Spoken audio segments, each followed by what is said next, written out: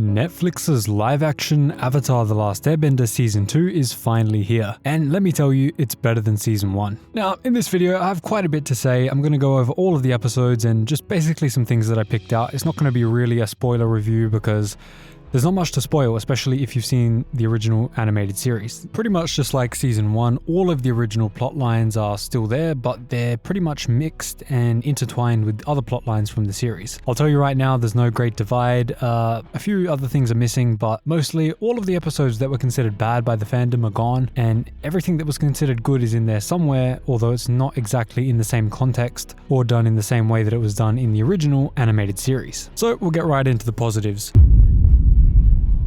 Well, first of all, the bending is beautiful. It's much more snappy, it's much more lively. The earth feels like it has weight and the water feels like it's natural water. It doesn't feel like it's just floating there like it was in Season 1. The airbending feels powerful as well, and it feels like a real gust of air. Basically a huge step up. It still doesn't look the best, and they're not choosing the best way to animate the water, especially during the healing. But other than that, I'd say the bending is much better than Season 1 and definitely better than the original M. Night Shyamalan movie. Now, that bending was actually better than Season 1's, but this is even better than that. So I'd say it goes Season 2, then Shyamalan, and then in the worst place is Season 1. The writing, now that Albert Kim is gone, is much better. I can say that for sure. However, the dialogue is pretty bad. It's actually the worst thing about the show, but I'll get into that more later. But the stories are pretty good. They've added a few new things just like they did in Season 1, but all of the same beats are there. They're just not in the same places that they were in the original animated series. The characters are quite good.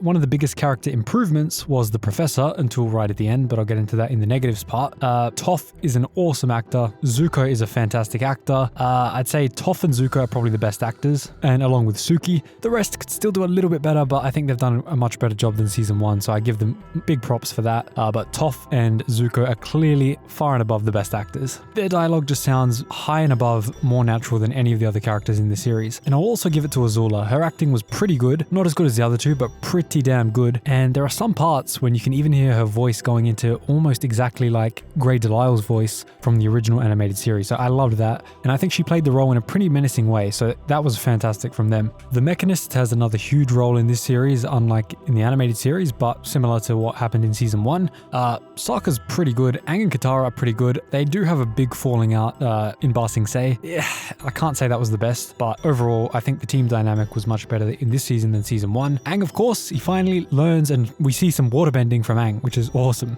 That was one of the big criticisms of Season 1, that where did he actually learn the waterbending? Well, now we finally saw it. Now we'll get on to some negatives. The Professor. Now, I said he started off as one of the best character additions or character changes from the live action to the animated. Sorry, the other way around. And that 100% was the case. His character was awesome and much improved.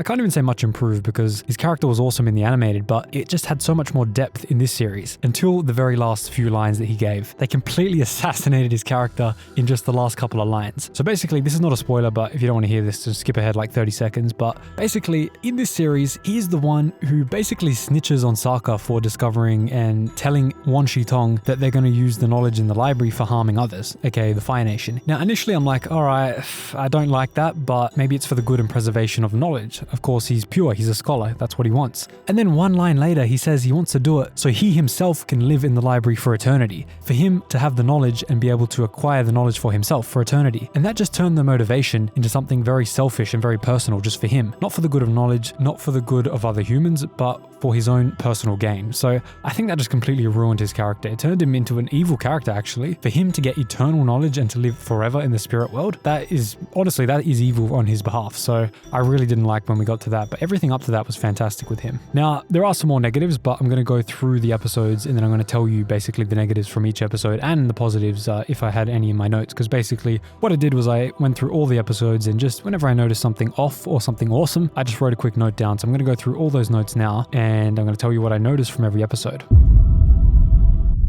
Now, they really stepped up the mixing. From episode 1, they really stepped up the mixing of plot lines, just like in the first season. For example, when Ozai demoted an admiral, they did a little bit of a joke about mistaken identity with the twin old ladies that Azula banished, obviously referencing when she banished them by using the wrong names. And we also find out about the comet from Sai's telescope rather than from Roku. And that is the reason that they have to go to Ba Sing Se instead of being the eclipse, because they completely cut out most of Appa's lost days, although they gave Appa's lost arc a bit of a story later later on, and they cut the whole thing in the desert out, although they included the cactus juice when they got to the party in the ballroom in Ba Sing Se in the King's Palace. So that was awesome to see Sokka get drunk off cactus juice, even though it wasn't in the desert this time. Now, also in episode 1, it was pretty shocking to see that they developed a tension between Azula and Ozai. That clearly wasn't there at all in the original animated series, and it kind of seemed in the original animated series that she idolized Ozai and she could never see anything wrong with him. But here, he clearly toys with her and she doesn't understand his intentions at all. There seems to be some weird kind of dynamic where he doesn't even like her and she's hurt by that. Iroh mentions that a woman called Zarina fell in love with him. We don't know who this is, unless that was in the first season and I missed it, but could this be Lu Ten's mother? If so, that is the first time in canon history that we've ever gotten the name of Lu Ten's mother and Iroh's wife ever named. And also in this episode, Zuko goes way too far. He basically says, "I'm not your son" to Iroh, and he says all of the bad things that happened to him are Iroh's fault. Now, I don't think the OG Zuko would ever say this. It's a bit too far. Even for Zuko's worst moments, I think that is way too far. I think he always had that undertone of loving Iroh as an uncle, and even as his own father, honestly. Especially after what happened at the Siege of the North, when Iroh admitted to Zuko that he saw him as a son. So I don't think he'd ever say, "I'm not your son." To me, that felt just a little bit out of character, but I think we can get past that.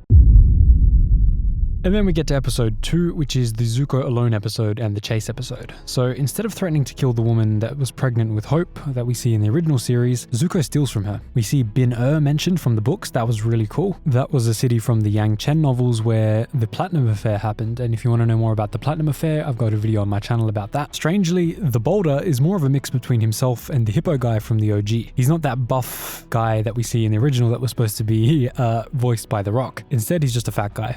I mean, he played the character well, and I love the character in this as well as the original, so I think that's not a problem at all. We also have Zuko fixing the roof like he did in the original Zuko alone, but the father isn't there and the little boy isn't helping him. So it's kind of a reference to the original show, but it doesn't really make total sense in the plot of the live action, so that's just something I noticed there. There are clearly heaps of references to stuff that happened in the OG show that don't make total sense in the plot of the live action, but nothing too egregious yet, so it's not too bad. And that just led me to feel, honestly, I have no idea how someone who has never seen the original would feel, because every time one of the storylines was referenced, I immediately could picture exactly the scene from the animated show in my head to fill in the gaps, even if the context made no sense to what was on screen. So really, this story has a whole different character to me who is able to picture every single scene that is referenced, even if they do something completely different in the live action story. So I have no idea what a person who's never seen the original animated series would even think. But if you haven't seen the original, please let me know in the comments down below. Did these things just seem off and out of place, or did they kind of make sense in the whole plot? In this episode, I also felt the Zuko alone arc was handled pretty decently up until the end, and I think the overarching feeling that I have after the second episode is that all of the storylines are handled just very slightly better in the OG animated series, and therefore this live action does feel weaker. Same with how Toph goes against her parents. It mostly all happens off screen,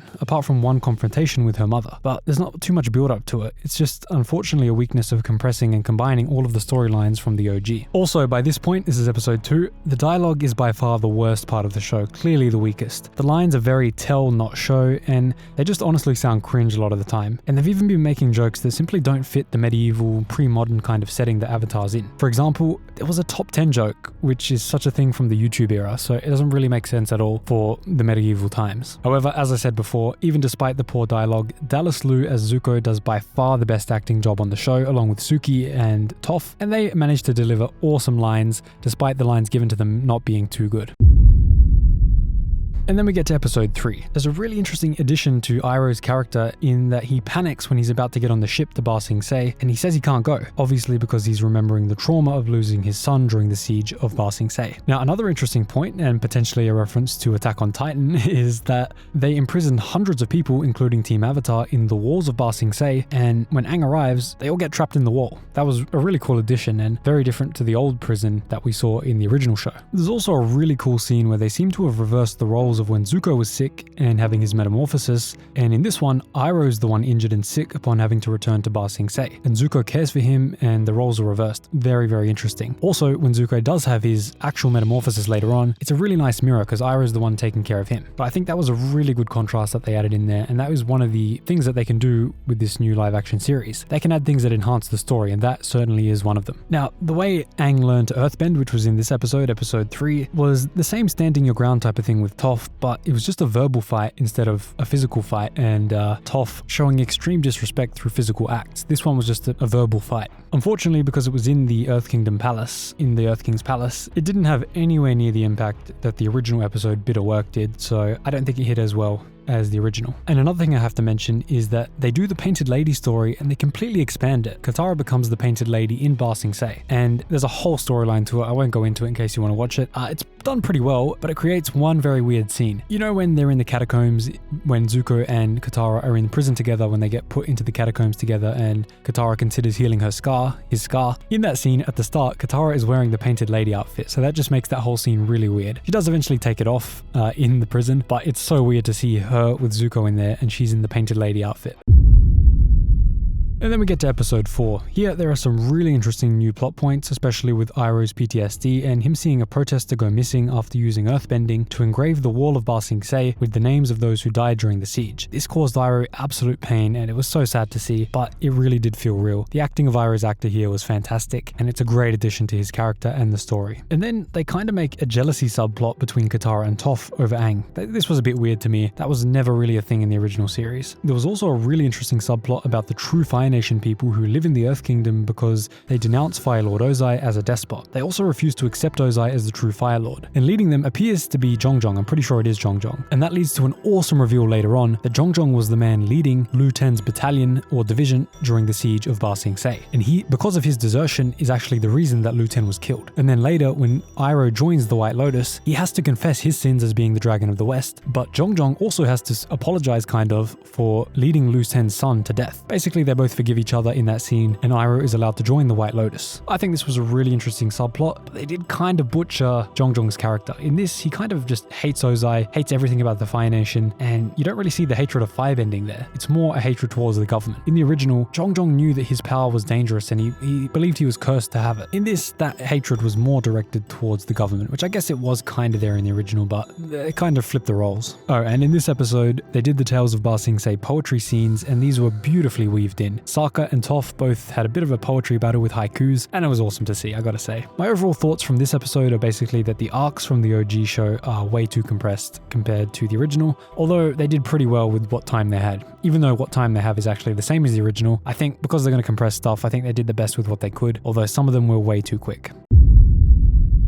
And then we get to episode 5. This one starts off by saying that Aang and Katara had a fight, but they didn't show it at all. This is another big issue with the show. They kind of tell you things happened off screen, but they don't show it. And I don't think there's enough time to really build those deep and complex plot lines and character arcs. And this is when we get to the Professor Zay character. He was already an awesome in the original, but he has so much more depth here and he's so much more likable and important in this show. This is one change that I really enjoy. Although, of course, as I mentioned before, that changed when we got to the end of it. They also did the Toph and Iroh tea scene here, and this was done in his tea shop this time instead of out in the wilds. And honestly, it surpassed the original. This was great advice going both ways from Toph to Iroh and Iroh to Toph. And Toph's acting here is also outstanding. But then after that, we have to go to another negative, sadly. Iroh kind of wears an outfit that looks like he's working in an office in the 90s. Very poor choice from the costume department. But what can you do, really?